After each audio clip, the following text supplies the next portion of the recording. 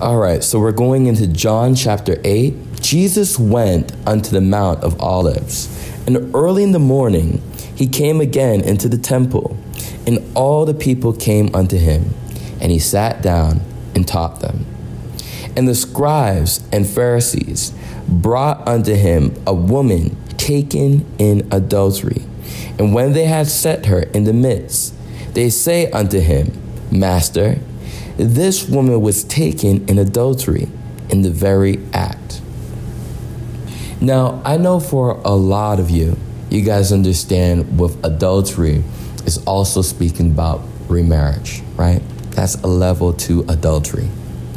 So when you divorce your spouse and you remarry another. But in this chapter in particular, John chapter 8, it speaks about another level of adultery. And it's the act, the sexual act. One person is married, or two people are married, and they have a sexual relationship, right? Now, in this scripture, it says they were caught in the very act. So this is not saying that they were remarried in the very act. No, they were committing a sexual act presently as they found them. And they took the woman in order to stone her. Now in 5 it says, Now Moses in the law commanded us that such should be stoned. But what sayest thou? This they said, tempting him, that they might have to accuse him. But Jesus stooped down and with his finger wrote on the ground, as though he heard them not. So when they continued asking him, he lifted up himself and said unto them, He that is without sin among you, let him first cast a stone at her.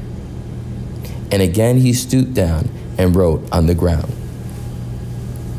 So let's talk about this. God is teaching us about a level of chastisement that happens to people of this world.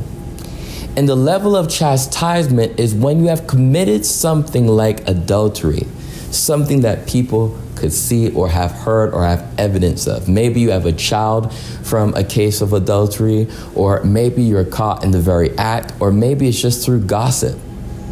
Nonetheless, the world would chastise you.